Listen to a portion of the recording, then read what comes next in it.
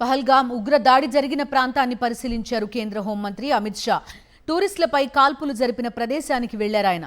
Jammu Kashmir lieutenant governor Manoj సిన్హాతో పాటు NIA team, forensic అధికారులు కూడా అటాక్ జరిగిన స్పాట్ ని పరిశీలించారు.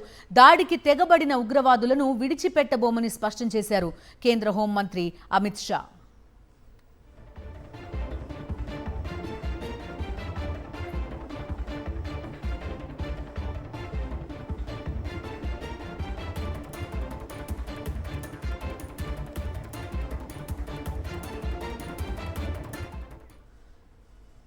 కేంద్ర హోంమంత్రి అమిత్ షా పహల్గామ్ వెళ్లారు. ఉగ్ర దాడి జరిగిన ప్రాంతాన్ని పరిశీలించారు. టూరిస్టులపై కాల్పులు జరిపిన ప్రదేశానికి వెళ్లారు ఆయన.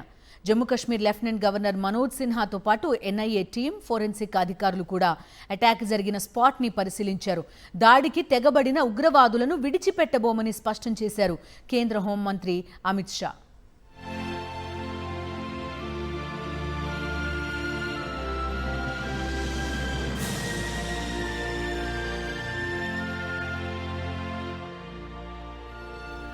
అంతకుముందు పహల్గామ్ ఉగ్ర దాడి బాధితులను పరామర్శించారు కేంద్ర హోంమంత్రి అమిత్ షా.